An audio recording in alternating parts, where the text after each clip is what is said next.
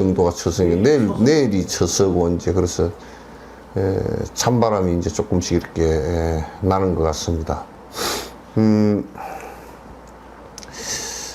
이제 저는 우리 한국 역사를 이렇게 이제 볼 때 큰 도인들이 그 역사에서 이렇게 한 분씩 나오셨느냐 그렇지 못하느냐를 가지고 그 시대가 어두웠느냐 또는 그 서민들이 또는 국민들이 살기가 어려웠느냐 그런 것을 짐작을 합니다. 왜냐하면 우리가 이제 어렵다라는 것은 두 가지로 이제 얘기할 수가 있는데요. 하나는 자연재해가 일어났다든지 또는 전쟁이 일어났다든지 그래서 사람이 많이 죽거나 또는 굶주리거나 또는 병이 돌거나 그런 경우가 있겠고, 하나는 어려운 것이 사람들이 계속 어둡게 살아서 욕망적인 삶을 갖다 계속 사는 사람들, 그런 사람들이 이제 많을 때 이게 굉장히 어려워집니다. 어려워지고 욕망적인 삶이라는 것 자체는 우선 이 인간이 살아야 될 그런 행로를 정확하게 알지 못하고 또 욕망적으로 살기 때문에 남에게 피해를 끼치게 돼 있고 범죄가 많아지고 왕은 굉장히 권력지향적이고 아둔하고 그래서 어떻게 돼 있는데, 그러나 그 두 가지 다가 사실은 도인들이 이 세상에 나와서 그 욕망을 줄여주고 국민 전체가 만약에 우리 지금 같은 경우도 한 5천만이 욕망을 갖다 10%씩만 줄여주더라도 여기에서 굶어 죽는 사람이나 없어서 힘든 사람은 아무도 없을 거라는 생각을 저는 갖습니다. 그런 역할들을 누가 해줘야 되느냐면 도인들이 이제 해줘야 되는 것인데, 지금 사회에서는 종교도 뭐 도인들이라기보다는 교단의 집단 이기적인 그런 경향이 많고, 그렇기 때문에 굉장히 어둡고, 또는 그렇기 때문에 정치권들이고 이런 지도자급들도 지식은 많이 있을지 모르지만 또 굉장히 생각이 어둡고, 그래서 사람들이 힘들게 살고 정신적으로도 힘들고 또 생활적으로도 힘든 상황이 많이 온 것 같습니다. 그래서 이건 굉장히 어려운 시대가, 말법은 그래서 어려운 시대인 것 같습니다. 그리고 성인이 태어나면요, 조금 이제 기근이 들고 그렇게 하더라도 서로 도와가면서 살아날 수 있는 구멍이 생기는데, 또 이제 만약에 가뭄이 들어서 식량이 모자라더라도 성인께서 이 세상을 갖다가 잘 따뜻거리 주고 욕망을 줄여서 나누게 하는 이런 힘이 있으면 거기에 많은 사람들이 적게 먹으면서도 이렇게 그 서로 참아가면서 많이 죽지 않고 살아갈 수 있는 나라가 될 것이다라는 생각을 갖습니다. 그래서 성인이 이 세상에 태어나신다는 것은 굉장히 중요한 그런 이 장마철에 태양이 뜨는 것과 같고 그런 것 같습니다. 그래서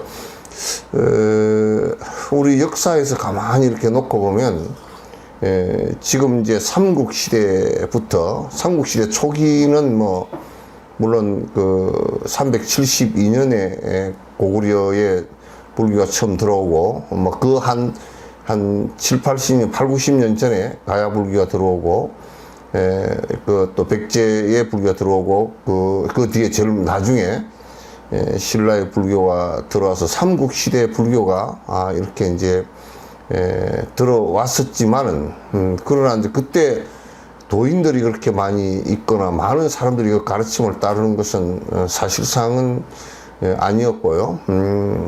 그래서 우리나라의 도인들이 이제 드러나기 시작한 때가 내가 바라볼 때는 우리나라 초기에 맨 우리나라에서 활동은 안 하셨지만도 그 7세기형 이 이제 도인들이 많이 드러나기 시작한 때가 아닌가 생각을 합니다. 그 이제 원칙 스님 같은 경우는 중국에서 역경하고 주석을 하는데 그 하시다가 중국에서 돌아가셨기 때문에 우리나라에 이렇게 그 큰 영향을 뒤에 이제 책으로서는 영향을 미쳤지만은 큰 영향을 미치지 못하신 것 같고 또 원강 스님 같은 경우가 그 자장 스님 같은 경우가 중국에서 공부를 하시고 문수보살을 칭견하시고 오대산에서 칭견하시고 그 우리나라로 나오셔가지고 지금 자장 스님의 흔적이 가장 대표적으로 남아 있는 곳이 양산의 통도사 아닙니까? 그건 아마 초기에 그 대도인이 나타나서 신라 사람들의 80%를 갖다 그 수계를 하고 바로 살아갈 수 있는 길을 갖다 제시를 갖다 해 주셨거든요. 그래서 이제 그렇게 하고 그 뒤를 조금 이으면서 7세기경 이렇게 되면서 600년 그 간에 그 의상과 원효라는 걸출한 두 도인이 태어나셔가지고 한 분은 아주 교단적으로 아주 그 성가 사회를 잘 이끌어 주셨고 의상스님 지금 영주 부석사 이쪽에 그 의상스님의 흔적이 남아 있고 그 제자들에 의해서 흔적이 남아 있는 것은 합천 해인사 쌍계사 구례 화엄사 이런 것들은 전부 다 의상스님의 그 화엄 사상에 의해서 발전을 한 것이고 원효 스님 같은 경우는 실제 보살행을 갖다가 아주 열심히 해 주신 분이고 또 그분이 260권의 그 여건의 책을 갖다 이렇게 쓰셔서 우리들에게 불교 철학뿐만 아니라 한국의 그 정신적인 그분이 이름이 원효거든요. 어떤 새벽이거든요. 어떤 새벽인데 원효 김정숙 보살은 왜 마스크 쓰고 있나 혼자 있으면서? 응?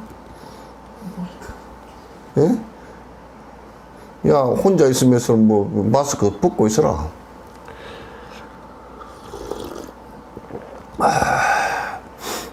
그래서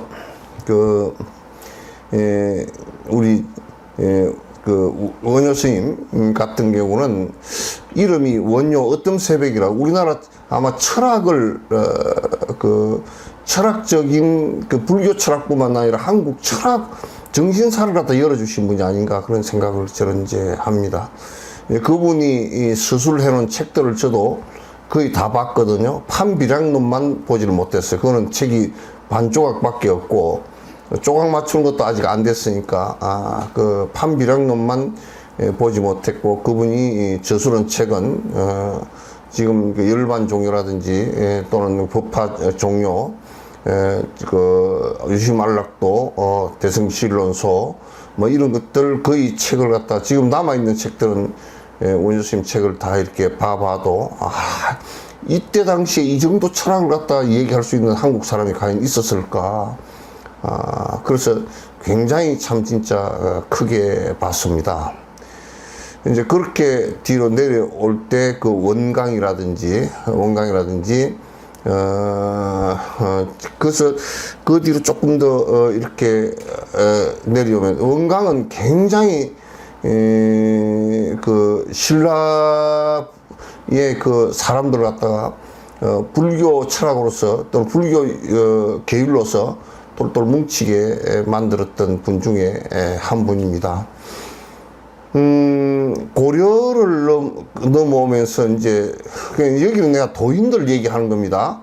그냥 어떤 스님이 뭔 일을 하고 갔다 이런 것을 얘기하는 거 아니고, 이분들은 성자로서 내가 지금 얘기하는 것인데, 여러분들께서 유교, 도교, 불교, 또 뭐 지금 요즘에 기독교, 이렇게 다 놓고서 보더라도 성자의 길을 갖다 열어주신, 태양과 같은 성자의 길을 갖다 열어주신 분들은 불교에서밖에 없다고 저는 생각을 합니다. 유교에서는 대학자들은 많이 있었죠. 조선시대 때. 신라 때도 설총 같은 사람도 있었고, 많은 국자감을 통해서 학자들은 나왔지만은 그건 세속적인 학문이고, 욕망을 버린 성자의 길을 갖다 이렇게 하신 분들은 도교건 유교건 거의 없습니다. 없고, 고려 때로 이렇게 넘어오면 그 신라 말기에 지금 이제 이 신라 말기 통일 신라가 되고, 신라 말기에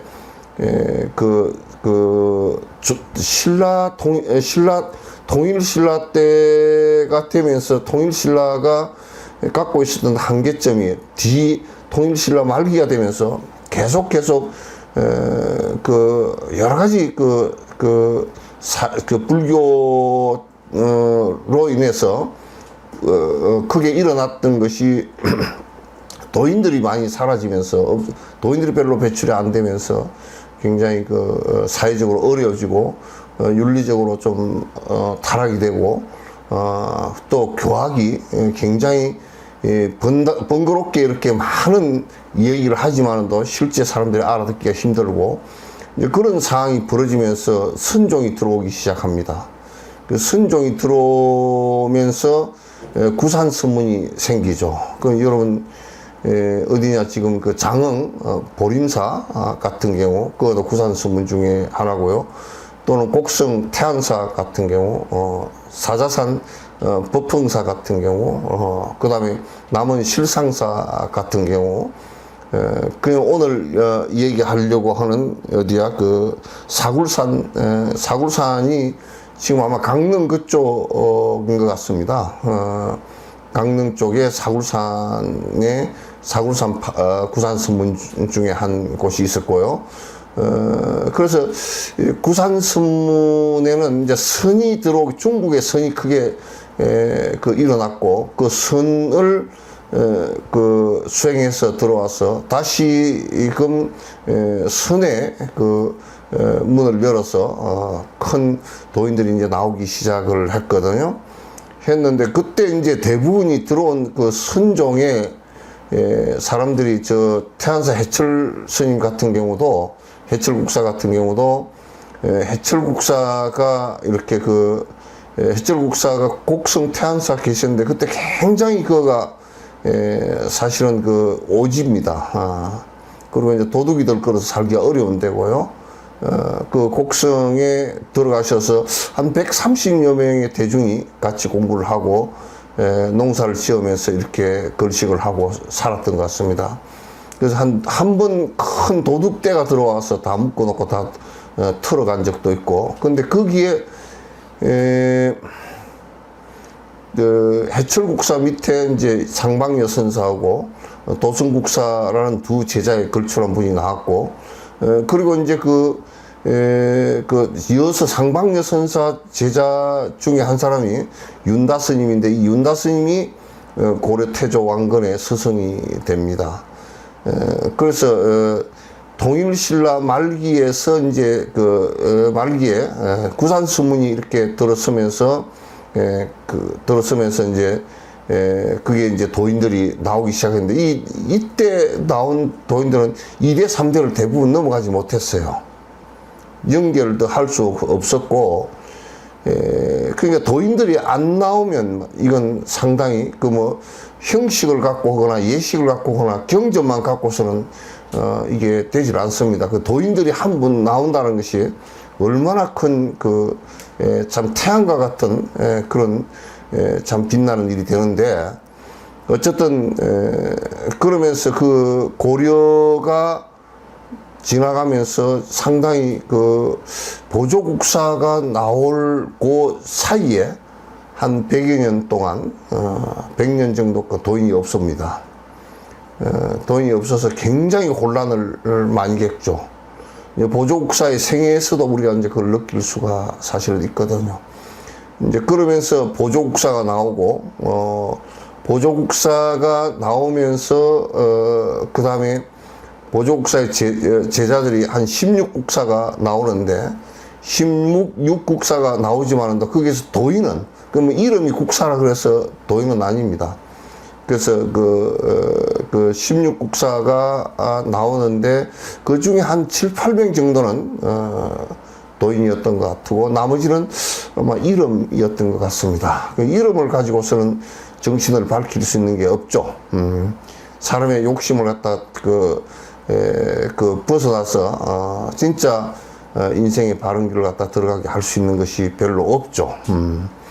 그래서 이제 그리고 이제 지금 보조국사가 나와서 한 100년 정도, 내가 볼 때 한 100년에서 120, 30년 정도 도인이 나와서 많은 분들이 혜택을 입었고, 많은 분들이 인생의 살 길을 갖다 찾아서 이렇게 이제 가셨던 그런 시기가, 내가 볼 때는 삼국시대 때 원효, 의상, 무슨 이제 원칙, 자장, 원강, 이런 스님들 때 한 100년 정도 굉장히 도인들이 아주 활발했던 것 같고, 그 다음에 구산선문 때, 구산선문 안에, 그러니까 그거는 시기는 짧아요.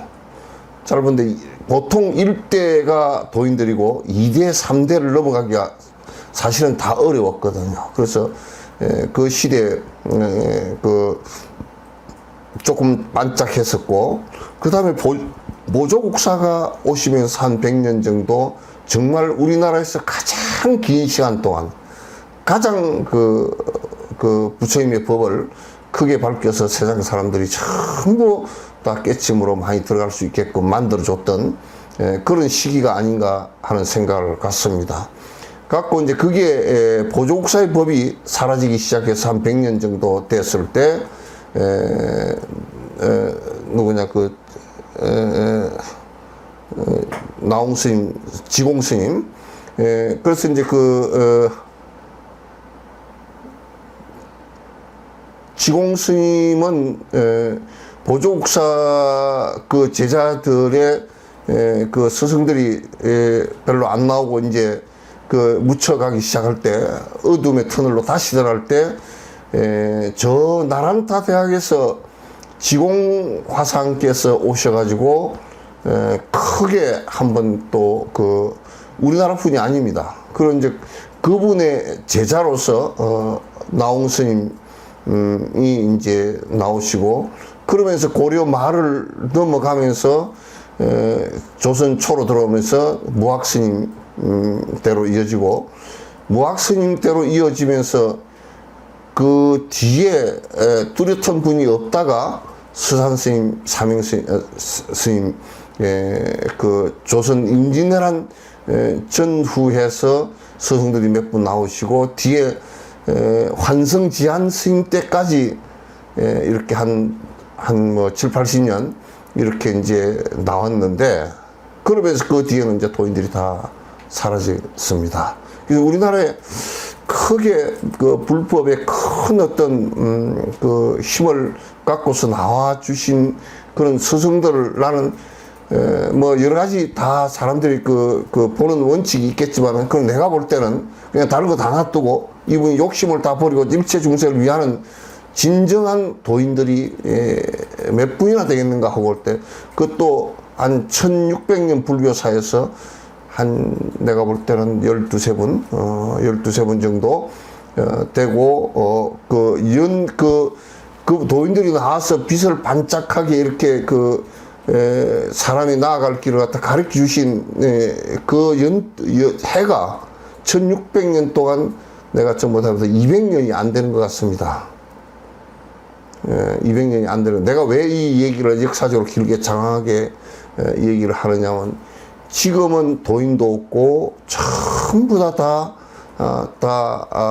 명리에 치우쳐 있고, 신도들은 구복하는데 기복하는데 치우쳐 있고, 세속적이고 돈이나 이런 것에 권력에 전부 다 이렇게 치우쳐 있고, 이런 시대이기 때문에 정말 말법의 시대다. 도인이 나오지 않는 아주 말법의 시대다. 이것을 갖다 우리가 잘 생각을 많이 해야 될 것 같습니다. 그래서 이런 도인이 한 분 이 세상에 출현해 주신다는 것은 우리들에게 정말 큰 복이고요. 우리가 정말 어떻게 살아야 될 것인지를 갖다 정확하게 태양을 비추듯이, 밤에 검은 밤에 어디를 가는 것이 아니라 태양을 비추듯이 우리들에게 길을 알려주시는 이런 밝은 분들이기 때문에 대단히 도인이 한 분 나오신 것은 참 큰 복이다. 달라이라마가 이 세상에 한 분 나와주신 것만 해도 전 세계가 많이 달라졌잖아요. 달라이라마의 말씀을 듣고서 많은 사람들이 감흥을 받고서, 그래서 자기 분상에서 조금이라도 잘 살라고 애를 쓰시는 그런 계기가 되었단 말이에요. 그래서 우리가 이제 보조국사에 살아가신 그 경위를 이렇게 살짝 우리가 오늘 이렇게 살펴보면, 우리가 어떻게 살아야 될 것인가를 갖다가 잘 알 수가 있죠. 우리가 어떻게 살아야 될 것인가를 갖다 잘 알 수가 있고, 이런 분들의 스승들의 그 삶을 표본으로 삼아서 잘 살 수 있다는 것이 매우 중요하기 때문에 보조국사의 얘기를 일대 행장을 쭉 보면서 이제 말씀을 드리도록 하겠습니다. 보조국사 이 행장은요, 여러분 잘 아시는 삼국 유사를 쓰신 김부식의 손주가 김군수라는 사람이 쓰신 겁니다.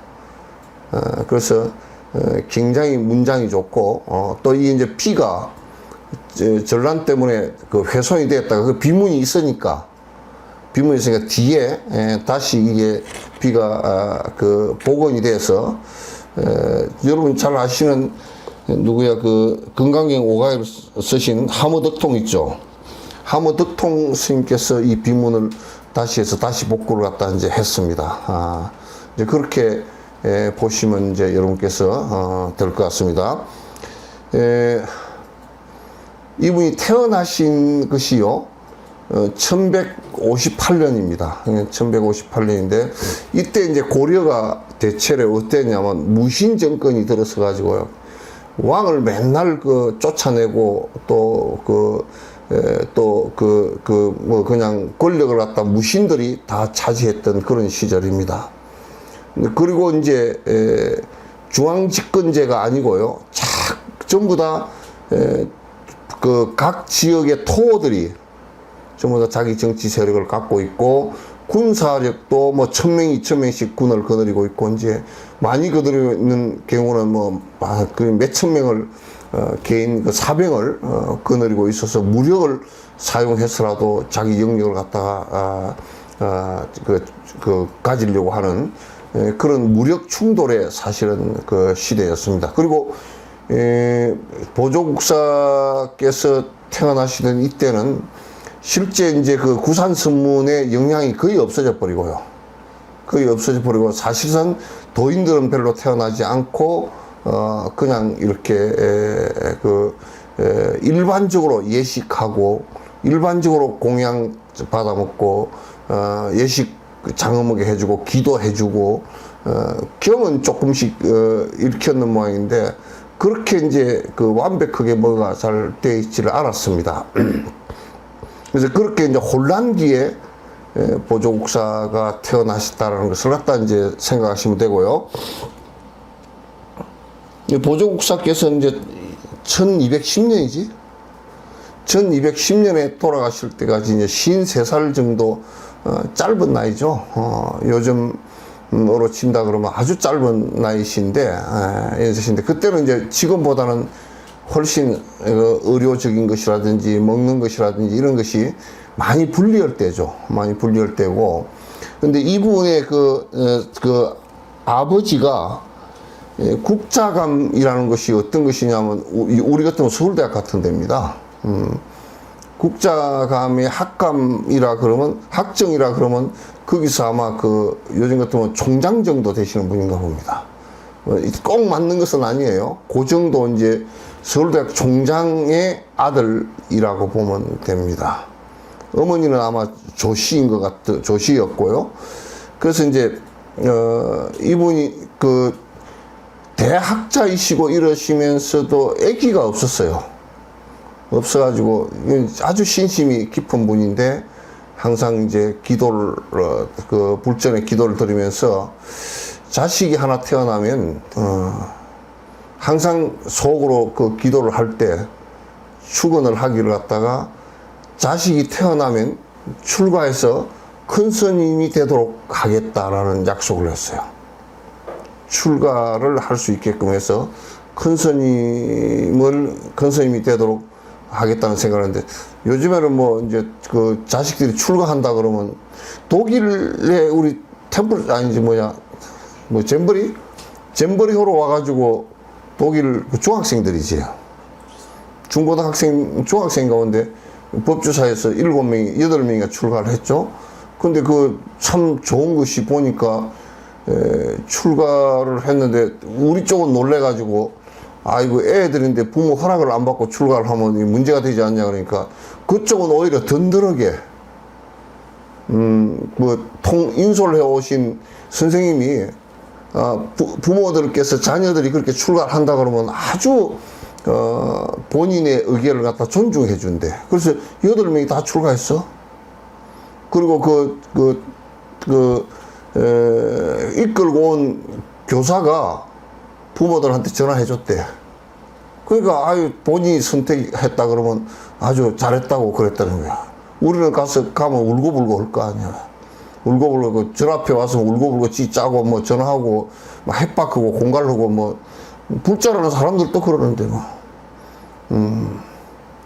그래서 그만큼 존중해 준다는 것이 중요한데, 여기는, 아기가 태어나면, 불보살님의 가피로서 태어나면, 출가를 할 수 있게끔 하겠다. 큰 스님이 될 수 있도록 하겠다는, 이게 학정이니까, 그때 당시에 학문을 하더라도, 일반 세속 학문을 했다 손 치더라도, 전부 다 뭘 했느냐면, 불교학을 갖다 깊이 공부하고 신심이 깊은 사람들이니까 이런단 말이야. 불교가 얼마나 좋은지를 아니까. 요즘에 사람들은, 나는 제일 기분 나쁜 게, 불교 뭐 공부를 한다 그러면 그거 뭐 밥도 안 되는 일을 왜 하느냐고, 부모가 그냥 쌍수 들고 반대를 하고 돌아다니, 그 불법 망할 짓을 갖다 지금 절에 왜 다니는지 모르겠어. 망하라고 고사를 지르면서 왜 지르 다니는지 내가 모르겠다. 불교는 그냥 옷에 찌르고 있는 브로치 정도밖에 안 되는 사치품 정도로밖에 자기네들 정신적 사치하는데 쓰는 그 정도밖에 안 된다고 생각하는 그런 가치 없는 생각을 갖다 하기가 쉽단 말이야. 근데 이때 학정을 지은 이분은 정광우예요. 정광우라는 이분은 아이가 없었는데, 아이가 부처님의 가피로 태어나면 반드시 출가를 시켜서 대도인이 되게끔 만들었던 부모로부터 이제 이런 것이 있었어요, 사실은. 그래서 난 이걸 가만히 생각하면서, 우리 정명훈 씨, 또는 무슨 정경화 씨, 삼형제가 굉장히 지휘도 잘하고, 바이올린도 하죠? 첼로도 하고, 그런 분들의 어머니가 그 사람들을 갖다 가르치기 위해서 큰 애를 쓴 모습들을 갖다 나는 연상을 한다고. 세속적으로도 자식을 출세를 시키는 데는 이런 노력들이 대단히 필요하겠다는 생각이에요. 그 또 이제 출가하는 것도 정말 부모가 이 자식을 출가시켜서 대도인이 됐으면 좋겠다는 원이 그게 서로 있어야 되는 것 같다. 그렇지 않고 어떻게 되겠어요? 그래서 이제 이분이 이제 태어났는데, 아마도 내가 생각할 때는 태어났는데, 건강하게 태어나고, 돈 많은 집안에서 건강하게 태어나면 출가하기 어렵거든. 근데 이분은 보조국사는 태어났을 때부터 계속 아팠어. 어린 나이가 계속 아파가지고 거의 목숨이 맨날 간당간당해. 그래서 또 이 부모가 얘가 목숨만 살아있게 한다 그러면 당장이라도 데려가서 절에다가 출가를 시키겠다고. 그래서 8살에 출가를 시켰어요.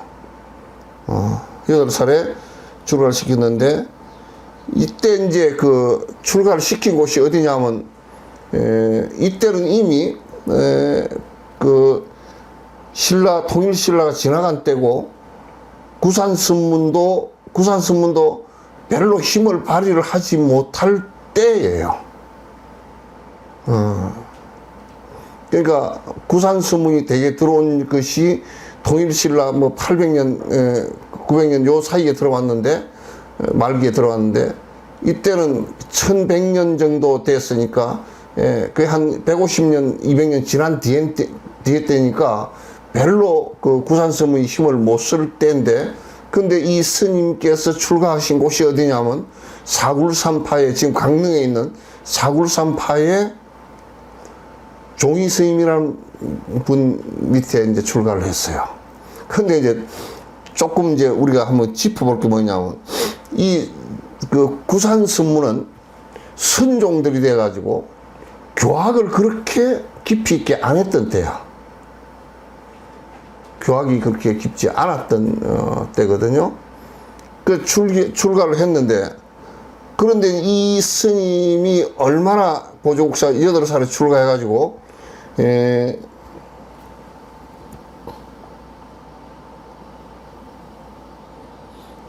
8살에 출가하는데, 여기 이제 기록에는 구족계를 받았다 그러는데, 그 뒤에 이제 8살을 출가해서 사실상은 전부 다 20살에 그 구족계를 받는데, 아마도 그 안에서 한 10년에서 10년 이상 정도 이렇게 공부를 하고서 8, 9년 정도인가 그 공부를 하고서 어디를 갔느냐면 구족계를 받고, 우리 같으면 요즘에 이제 고시를 보러 갔다고요.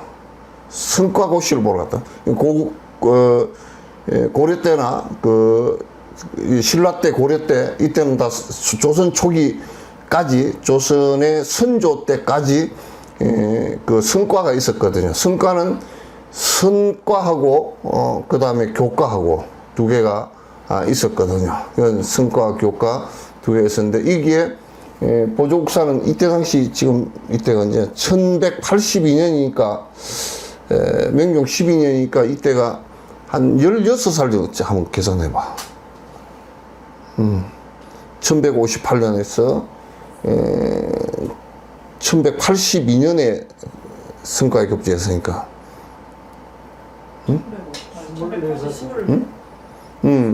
24 정도 됐을 거예요. 24 정도, 내가 25살 알았는데, 24 정도의 성과에 급제했어요. 요즘 같은 고시에 합격한 거란 말이야. 근데 이제, 성과 고시에 합격을 뭐 하냐면, 이제, 그 강사도 할 수 있고, 그 다음에 주지도 할 수 있고, 뭐, 교종의 주지도 할 수 있고, 이제, 그게 어떻게 보면, 자기 지위를 높여가는 단계가 될 수 있어요. 근데 이제 보조국사는 성과에 합격하고 나서 교학에 대해서는 이제 더 그냥, 하지 않겠다. 그리고, 무슨 자기 신분 상승을 위해서는 뭘 하지 않겠다고 딱 걷어치우고 수행을 해야 되겠다는 생각을 하기 시작했어요. 그래서 24살에 담선부패 보제사 이게 개경이 어디냐면, 지금 개성이 있죠. 개성 보제사라는데, 담선법회에 갔어요. 그래서 이제 교학을 하고 나서 담선법회라는 것이 뭐냐면 거기에 전부 다 선을 중심으로 공부를 갖다 하는 이런 그 토론회예요. 그러니까 선 공부를 했던 사람들이 전부 다 이제 토론회를 하는 곳이거든요. 거기에 담선법회 가가지고 거기에 요즘 같은 백고자회라 그래서 100명의 그 큰 선지식들이 와서 이제 그 분문을 하고 토론을 했던 이제 그런 법회에 가셨어요. 법회에 가셨는데 이제 보조국사가 그때 24살이니까 아주 제일 어린 나이라. 근데 법문을 100일 동안 계속 들었는데 법문의 한결같은 내용이 뭐냐면 부처님 가신 지는 오래됐고 우리는 뭐 성인 가신 지가 오래돼서 지금 말법이니까 그냥 나무 아미타불로 해서 죽은 뒤에 서방 정토 극락 세계나 가자 그 소리거나 우리가 그냥 착하게 삽시다 그 소리야. 그 소리밖에 없어. 그래서 마지막 100일 날 제일 나이가 적은 보조국사께서 법상에 올라서 사자오를 토한다고. 그때는 깨친 때가 아니야. 그러나 이게 지금 정신이 틀렸다라고 정확하게 봤단 말이야. 바른 견해를 갖고 있으니까. 부처님 가신 지는 오래됐지만도 하고 하지 않는 것은 우리한테 달렸지. 어째 부처님 가셨다고 핑계대고 공부를 안 하느냐고. 그게 건수정의 결사문에 나와 있다. 그래서 거기서 사자오를 토하고서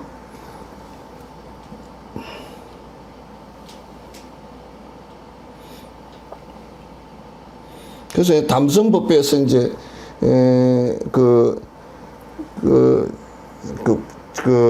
스님 몇 사람과 한 7, 8명이라 그래? 7, 8명이 우리가 이제 결사를 해서 공부를 합시다. 그래서 깨침에 들어가도록 합시다 하고 7, 8명이 이제 그 공부를 하기 시작했어요. 이제 그렇게 했는데 그게 이제 팔공산 그조암 있죠. 팔공산 그조암에서 지금도 그조암이라고 팔공산 대구 팔공산 그조암에서 이제 공부를 갖다 하는데 한 2, 3년 이렇게 하는데 거의 다 7, 8명 들어가가지고 가서 하는데 다 무슨 일이 있다고 다 가버려. 가가지고 마지막에 남았을 때는 자기 혼자 남아 있었어요. 자기 혼자 그조암에 계시다가 지금 지금은 이 절이 있는지는 모르겠어요. 옛날에는 창평인데 지금은 여기를 담양이라 그래요. 우리 전라도 담양 있죠. 담양에 거기에 청원사라는 절이 있어요. 한번 찾아봐 있나? 청원사, 담양 청원사 안 보여?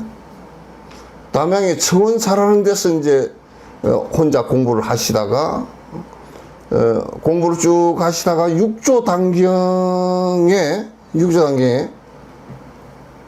진여 자성은 항상 자유롭고 자유자재하다라는 이 얘기를 듣고 청원사 있어? 이 구절을 보다가 마음이 정리가 확 되어졌어요. 이제 견해로서는 이제 이게 무슨 주석을 해놓은 데서는 깨쳤다 그러는데 깨친 건 아니고요. 여기서 확신을 얻었어요. 육조 단경을 보시다가 확신을 얻었어요. 이건 진여자석 마음이 진짜 욕심이 하나도 없이 사라진 이 경계가 있다는 것을 갖다 정확하게 확인하고 믿었어요.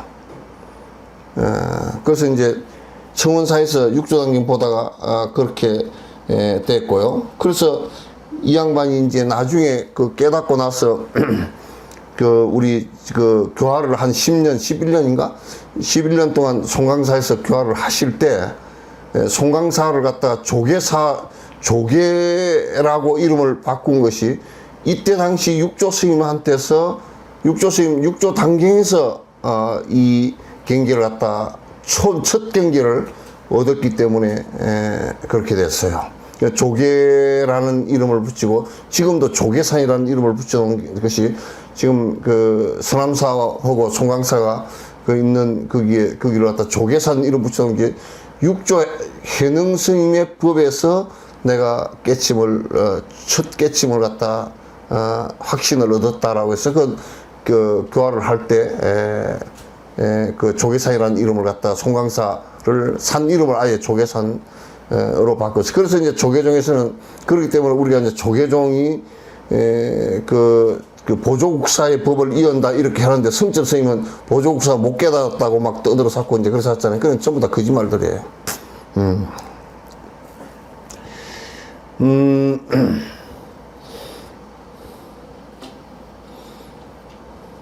그런데 그 뒤에 1185년 철수님 지금의 예천 있죠? 예천 그 경북 예천 있잖아요.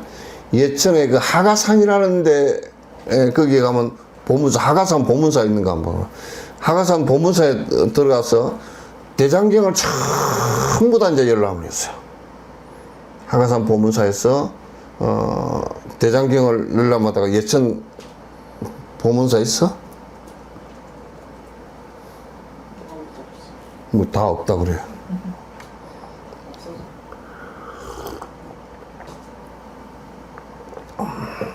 이 대장경을 전부 다 읽어 내려가기 시작하다가 화엄경에 이런 구절을 보고서 이제 다시 한번 확인을 했다고. 화엄경 열애 출현품, 부처님께서 어떻게 해서 이 세상에 출현하는가, 그 내용 가운데 그 구절이 열애의 지혜가 중생 몸 가운데 있다.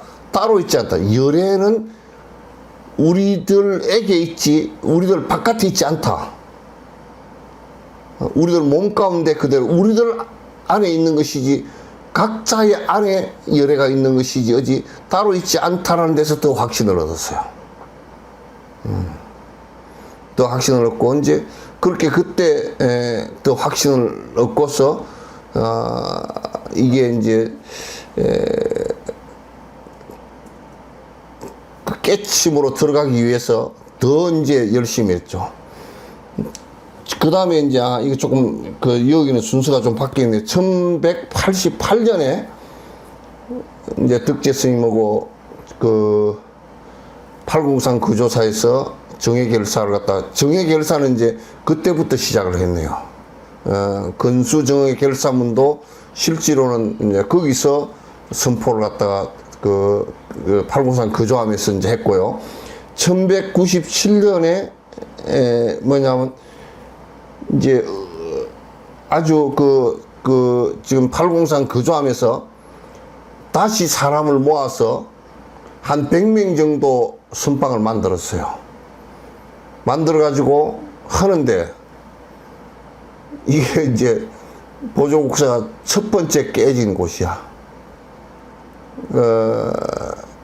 그런데 이제 보조국사가 처음에 정치적으로 발을 붙이고 있는 사람도 있고 이런저런 사람들을 다 공부하겠다는 사람 다 모아놓으니까 한 7년 흘렀는데 싸움이 일어나 버렸어. 선방에서 싸움이 일어나서 그거를 갖다 보조국사가 해체를 했어요. 해체를 하고 다 돌아가게 하고, 그리고 이제 당신이 그게 싫어서 어디로 갔느냐면 저 멀리를 떠나서 이제 내가 공부를 해야 되겠다 싶어서, 그래서 지리산 상무주로 들어가신 거예요. 지리산 상무주에서 이제 쭉 깊숙이 이제 선정에 들어가기 시작했고, 그래서 거기서 이제 크게 깨달음을 얻죠. 응? 어디야? 보문서 있대요. 어디? 하가산이 아니고 학가산이요. 학가산, 하가산으로 읽어. 예천에 지금 보조국사 계셨던 예천의 하가산, 학가산으로 읽는데, 원래 그냥 읽을 때는 하가산으로 읽어요. 하가산 보문사 있답니다.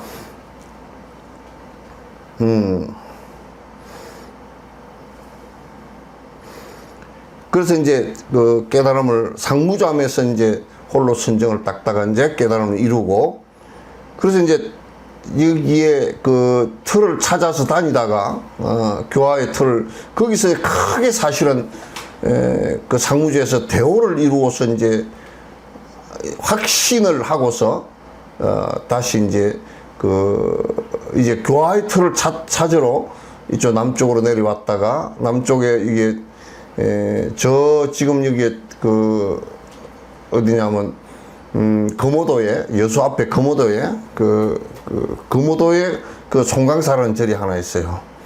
그 절이 있는 게 아니고 지금 절터만 남아 있는데, 거기에 가서 한 6개월 정도 계시다가 지나가시다가 이제 흥국사에 잠깐 머물러서 1195년에 흥국사에 뭐 잠깐 머물러서 계시다. 그 조그마한 암자터가 지금의 흥국사가 된 거죠.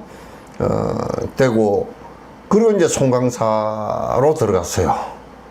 송강사로 들어가서 거기서 이제 11년 동안인가? 그래서 1204년이니까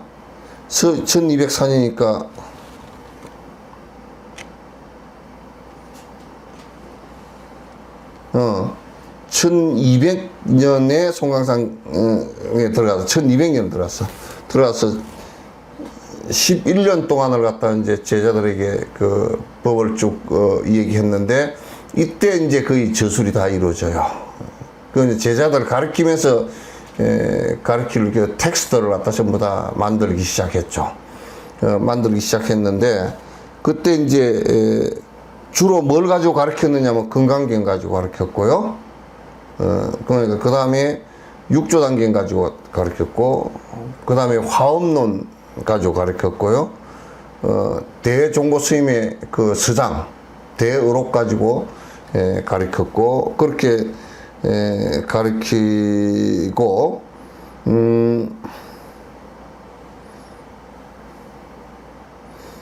이분이 이제 그렇게 하다 11년 동안 가르치다가 2010년 4월 22일 날, 그러니까 요때보다 한 4월 한 8일, 7일 정도 돼서, 4월 8일 정도, 7일 정도 돼서, 제자들, 몸이 약간 이제 아프기 시작했고, 제자들을 다 불러 모으고, 한 보름 동안 내가 언제,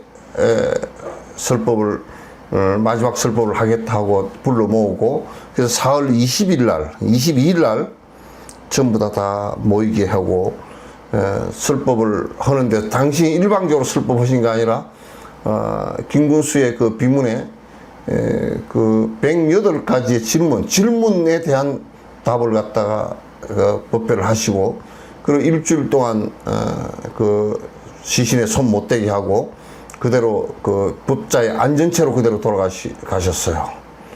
가시고 많은 제자들이 그 앞에서 일체 울지도 않으시고, 다 장례를 지내는 것이 아니라 일주일 동안으로 다 결사를 했어요. 그래서 다 정전을 했어요. 우리가 이제 뭐 돌아가실 무렵이면 다 힘없고 아프고 다 그러시겠지만은, 그러나 이제 워낙 선정력이 깊고 또 중생들을 위한 자비심이 깊어서 너희들이 수행을 했을 때 이렇게 죽음으로부터 생사가 없고 자유롭게 초탈할 수 있다는 것을 다 보여주시기 위해서 그대로 설법을 한 2시간 정도 다 질의응답 다 하시고 그대로 앉아서 간다라고 말하고 그대로 가셨단 말이야. 이게 이제 이분의 전체 53년 동안 사신 생애예요. 이걸 통해서 우리가 뭘 봐야 되느냐면, 이분이 아버지 어머니께서 그만큼 도인이 되게끔 조력을 했다는 거, 처음부터 조력을 하셨다는 거. 그리고 어렸을 때 출가해서 교학을 아주 명석한 머리에 교학을 다 하셨다는 거. 그 교학을 하시고서 명리를 따라서 살지 않고 철저하게 정진하기 위해서 당신이 거조함이라든지 몇 군데에서 철저하게 대중들과 할 때도 있고 자기 혼자 할 때도 있고 그래서 깨침을 이룰 때까지 쉬지 않고 했다라는 거. 그리고 깨치고 나서는 그 송강사에서 11년 동안을 제자를 갖다 700명을 제자를 갖다 제접을 해서 철저하게 가르쳐서 뒤에 도인들이 수없이 나올 수 있게 만들었던 거. 그리고 왕사를 책봉한다 그러고 여러 가지 그 세속적인 것이 있었지만 일체에 응하지 않고 그 정진을 갖다가 끝내서 승려로서의 본분사를 갖다 잘 하고 간 우리나라의 최고의 도인이라는 것을 갖다 이제 보시면 되겠다 이제 이렇게 하시면서 이런 분들을 항상 우리가 좀 잘 표본으로 삼아서 살으셔야 된다 이런 것을 하죠. 여러분이 자꾸 무슨 이름에 속아서 무슨 종정이다 뭐 총무원장이다 무슨 장이다 주지다 이런 것에 속지 마세요. 요즘에는 또 아주 나쁜 습관이 있어서 중이 무슨 서울대학을 나오고 어디를 나오고 그런 걸 가지고 또 자꾸 무슨 해독을 하고 박사학위가 몇 개고 그런 걸 가지고 자꾸 해독을 해. 그건 전부 다 명리이고 아무런 번뇌를 다 없애고 도인이 되는 데 아무도 관계도 없는 거예요. 아무 관계도 없는 거야. 그래서 이분께서 이제 쓰신 글이 많습니다. 가르치기 위해서 근수정의 결사문 이게 이제 보조어록에 단어 스님께서 번역하신 보조어록에 구산 스님께서 이제 큰 스님께서 보조국사 당신은 글을 잘 모르니까 단어 스님한테 부탁을 해가지고 전부 다 보조 스님의 글 쓰신 참고서를 전부 다 단어 스님 보고 번역을 해서 책으로 내달라 그래서 지금 보조어록이라 그래서 나와 있습니다. 읽기가 좀 난사하긴 한데 여러분이 참고를 해서 보시면 그 보조 스님의 글들이 다 나와 있습니다. 그래서 정의 결사문하고 원돈 성불론하고 가나결의론하고 그다음 진심직설하고 우리가 그 본 개초심학기 입문하고 법집 배력록 절요 병입 불호 전료 병입 사기 하고 그다음에 화엄론 절요하고 연불요문 수심결 이제 우리가 보는 수심결 육조 해능계사 법보단경 발하고 이런 것이 이제 쭉 있습니다. 상강록도 있고 법어가송도 있고 성강명 등이 지금까지도 내가 지금 읽어드린 요 내용들은 다 지금까지도 그 글이 그대로 남아 있습니다. 남아 있으니까 이런 도인들의 글들을 갖다 우리가 좀 보고 거기서 수행할 것을 좀 보고서 자꾸 발심을 하고 해야지. 쓸데없는 책들 요즘 중들은 그 글 써놓은 것도 쓸데없이 써놓은 것이 거의 대다수라. 지 명리를 위해서. 하나도 교리도 맞지도 않고, 수행한 것도 하나도 맞지도 않는 것들, 이상한 세속적인 것들, 지금 그 인터넷 같은 데 나와서 얘기하는 것도 들어보면 가당 차는 얘기, 세속적인 얘기, 시비하는 얘기, 그런 거 밖에 없어. 그런 거 볼 게, 제발 보살태기들 그런 거 좀 보지 마. 쓸데없는 것들. 맨날 그런 거라 뒤적하고 앉아고.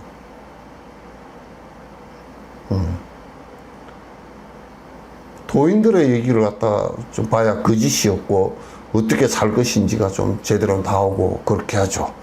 그래서 이제 이분이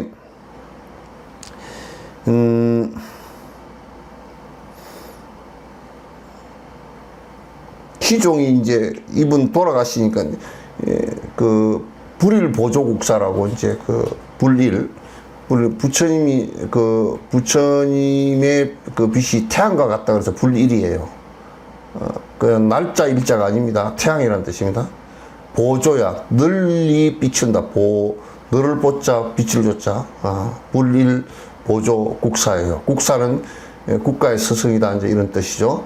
그 희종이라는 고려 때 그 임금이 내린 시호예요.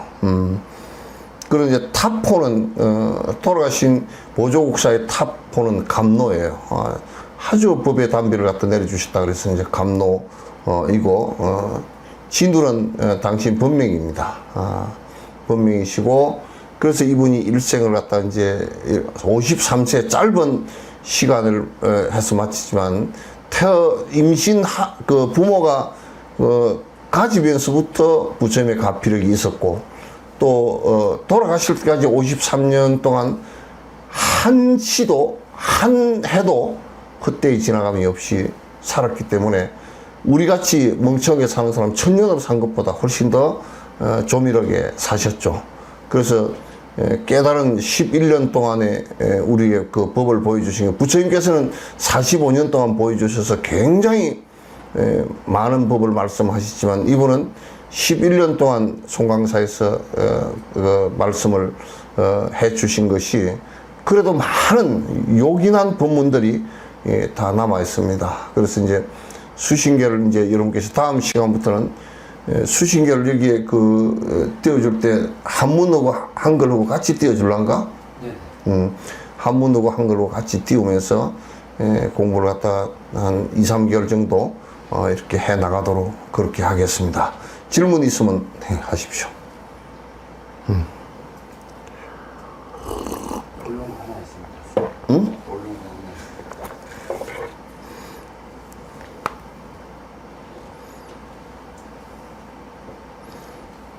오온이 행성되면 그 어떤 것도 바꿀 수 없다는 게 이건 어디서 이런 얘기가 나와 있는지 얘기 자체가 틀렸습니다. 오온이라는 것이 뭔지 정확하게 이제 알지 못하는 데서 나오는 얘기거든요. 이건 글이 아예 틀린 거예요. 오온이 형성되면, 오온이라는 게 쓰면 색, 수, 상, 행, 식이에요. 다섯 가지가 이루어져서 우리 사람이 됐다 그 얘기예요. 몸뚱아리는 지수화풍, 요즘식으로 얘기하면 칼슘, 마그네슘, 단백질, 지방 뭐 이런 것들로 이루어졌다 그 얘기예요. 색, 수, 상, 행식 할 때 색은 물질이라는 뜻이에요. 빛이라는 뜻이 아니에요. 그죠? 수는 뭐냐면 우리 감각기관이에요. 볼 수 있다, 들을 수 있다, 만져볼 수 있다, 맛볼 수 있다, 냄새 맡을 수 있다 이거예요. 수가. 그게 왜냐면 그걸 통해서 우리가 인식을 하니까 받아들이는 작용이에요. 상은 받아들여서 그걸 갖다 안다는 뜻이에요. 이게 빨간 봉선화가 있다 그러면 봉선화 꽃을 갖다 봉선화곤 하고 생각을 일으키는 상이에요. 그 다음에 행은 그렇게 하면서 내가 봉선화 꽃이 빨갛구나 그러니까 좋아하고 생각과 내 업이 움직여 가는 것을 행이라 그래요. 의지작용이라 그래요. 식은 뭐냐면 그래서 이제 내가 이게 빨간색의 봉선화구나 하고 알아채는 마음이에요. 이 마음에는 전오식이 있어요. 5가지 아름아리가 있어요. 눈으로 보는 안식, 눈으로 보는 보기만 하지 듣지를 못해요. 맛도 못 보고. 귀로 듣는 식이 있어요. 듣고서 아는 거. 우리가 본문도 듣고서 아는 거죠. 그 다음에 안식, 이 식은 뭐냐면 듣는 거고, 비식은 뭐냐면 냄새를 맡아서 아는 거예요. 그 냄새를 맡아서 아는 작용이에요. 냄새 맡는다가 아니라 아는 작용이에요. 이 비식이에요. 맛을 봐서 아는 작용은 그거는 그 설식이에요. 피부 촉감을 해서 우리가 차다 뭐 부드럽다 이런 거 아는 것은 촉식이에요. 그래서 그걸 앞에 5가지를 아는 것을 그 전오식이라고 해요. 왜 전자를 붙이냐면 그게 모여서 의식이 되니까. 내가 이걸 모아서 이게 다 인지되어진 상태 속에서 내가 내 생각이 일어나니까 의식이에요. 그럼 의식을 하면 그게 아가 일어난다고요. 아가 일어나서 이게 내한테 좋으냐 안 좋으냐 이건 우리 생명체들이 다 갖는 일종의 생각이에요. 아가 일어나면 이게 내한테 좋으냐 안 좋으냐를 따지게 돼요. 그걸 갖다 분별식이라 그래요. 분별식이라 그래요. 그럼 분별식이 있고 그 다음에 그 분별식에 의해서 내가 좋으면 내한테 좋으면 욕망적으로 내가 계속되는 것을 갖다가 계속하고 싫으면 하지 않으려고 계속하는 것도 그게 이제 업이에요. 까르마예요. 반복해서 추동력이 생겨버린 것을 업력이라 그래요. 그래서 그 계속 업력이 계속 생기면 무의식 상태 속에서 저장되어지는 것을 갖다 아래아식 그래요. 그래서 이까지 전부 합해서 그걸 인간이라 그래요. 그래서 오온이 형성되어졌다라는 것은 이렇게 인간이 형성되어졌다. 그러면 어떤 것도 바꿀 수 없다라고 하는 것은 이게 뭐냐면 이게 오온이 형성되어져서 불변이라는 뜻인데 이거는 불변이 아니에요. 매 초마다 다 변하는 거예요. 마음도 변하고, 몸도 변하고, 내가 다니면서 시간과 공간이 다 변하고, 변하는 것이면 바꿀 수 없다라는 말 자체가 틀리면 이 말을 어디에 썼는지 이건 완전히 엉터리예요. 누가 이런 말을 써놨는지 말 자체도 자기도 모르게 써놓은 거죠. 그리고 부동업도 없어요. 업이 어떤 것이 하나도 안 없어지고 그대로 꼼짝 안 하는, 내가 담배를 피운다, 영원히 못 끊는다, 그런 건 없다 그 말이에요.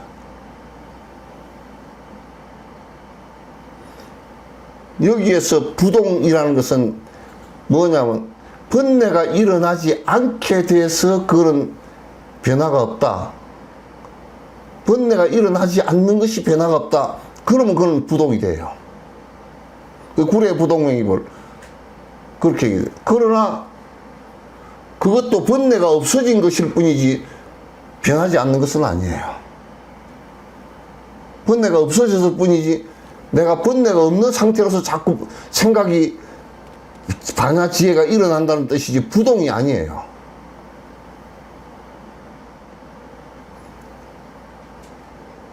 경을 주석을 하고 해석을 하고 법문을 한다는 사람들이 이런 얘기들을 줄줄이 써놓으면, 그러니까 제발 이런 거 보지 말라고요. 그러니까 여러분이 이거 읽어도 뭔지 모르지.